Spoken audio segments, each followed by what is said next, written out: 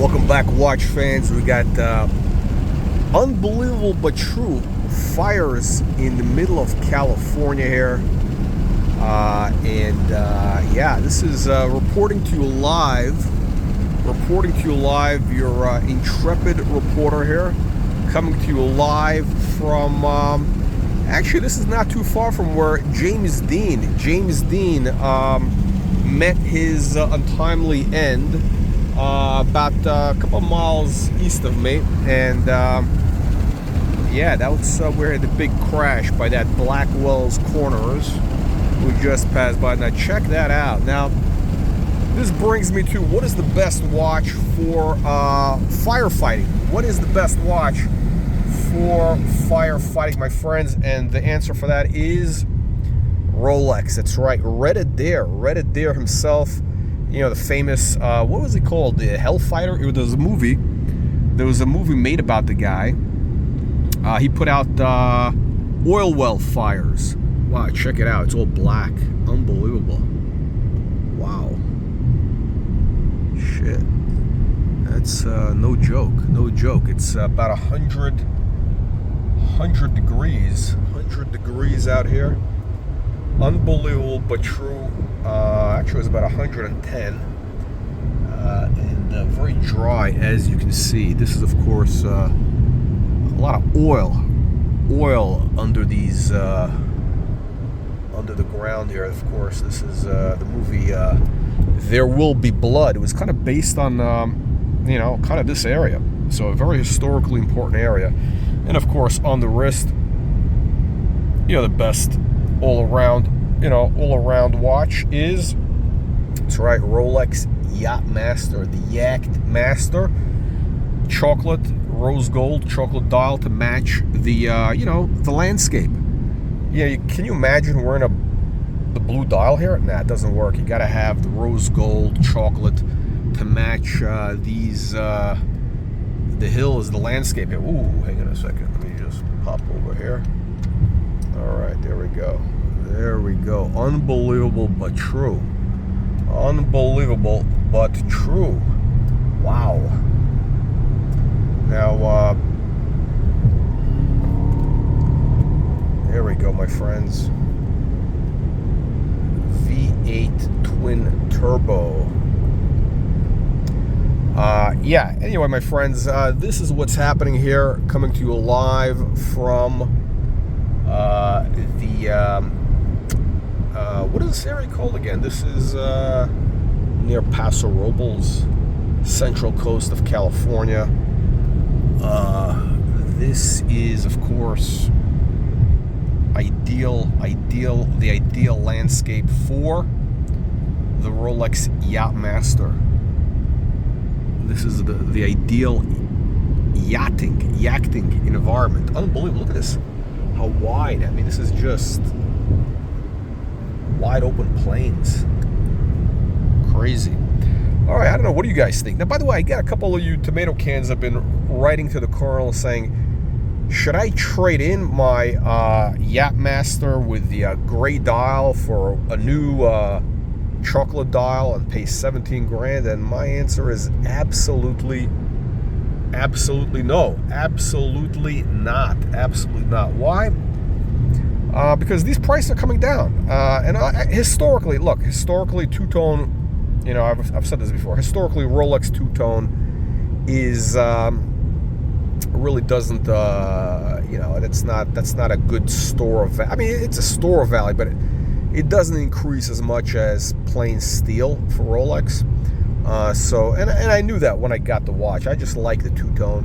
So, you know what it is. It's not all about, yeah, it's not about buying watches for an investment, okay? It's not what it's about. It's about enjoying it, wearing it, you know.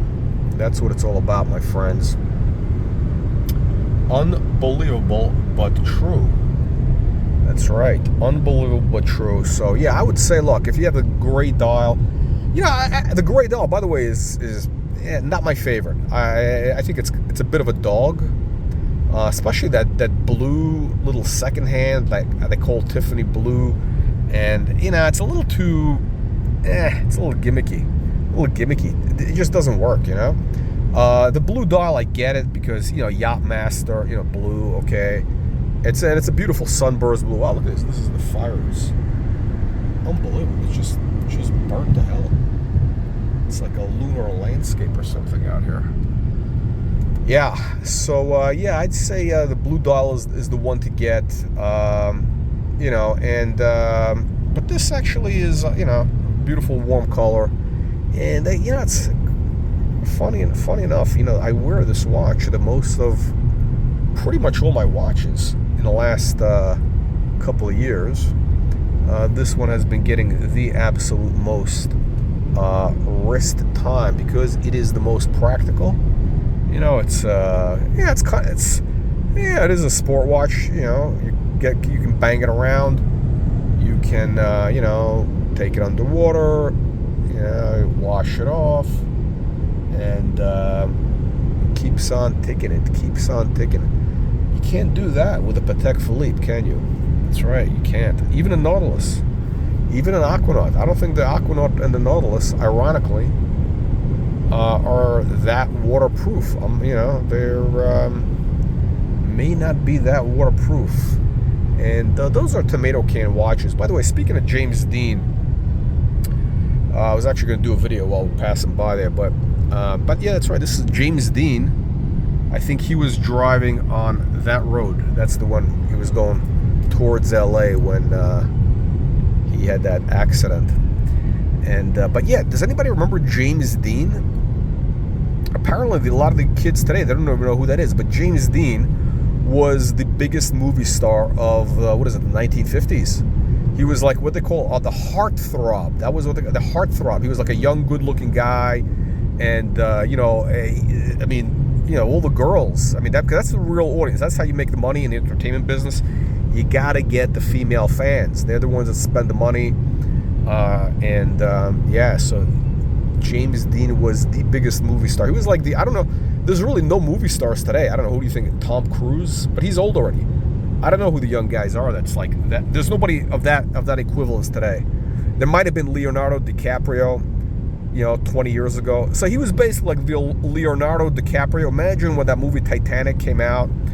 Leonardo DiCaprio. That's what he was like, and huge.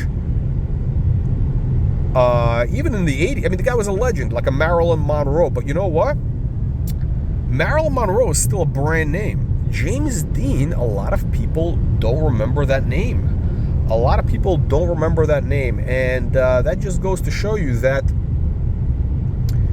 you know, these watches that you think are hot today, whether, you know, this is not really a hot watch, but like the Nautilus, the Aquanaut, all that bullshit, you know, it could become irrelevant very quickly. So nothing is forever.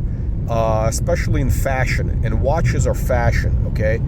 Watches go in 10-year cycles. Anybody remember Panerai? Anybody remember Panerai? No. What happened to Panerai? And I mean, that was obvious. I thought it was obvious. How about Frank Muller? Although I do think Frank Muller, vintage, early Frank Muller is making a comeback. Actually, it is making a comeback now. But Frank Muller, what happened to Frank Muller? Big brand of the 90s. How about Alain Silberstein? Another one of those, right? And I believe that the Nautilus and the Aquanaut, especially the Aquanaut, are headed towards the dustbin of history. That's right, my friends. Don't be suckers. Don't be suckers. Avoid the Aquanaut. It is... especially, I mean, listen, I would not be paying a premium for Aquanaut right here, or even Nautilus. I mean, I like, again, vintage Nautilus, I kind of okay, but I think it's really, really dangerous that vintage, you know, Nautilus. Yeah, I think, you know, I've said it before, it's kind of a gimmicky watch. Although I did like it, I kind of wanted to get one, and I missed the boat on a 3800. I've mentioned that story many times. Whereas the Royal Oak is here to stay. And why is that? Well, I'll tell you what, my friends. I remember seeing the Royal Oak back in the 90s. And, you know, I thought it was an ugly watch. You know why I thought it was ugly? And by the way, they were cheap then. it was ugly because the dials actually were ugly. They still are ugly because they had the little tapisserie, the micro tapisserie, and they were gray. It was like a gray dial. They were all gray dials basically, and it was nasty looking.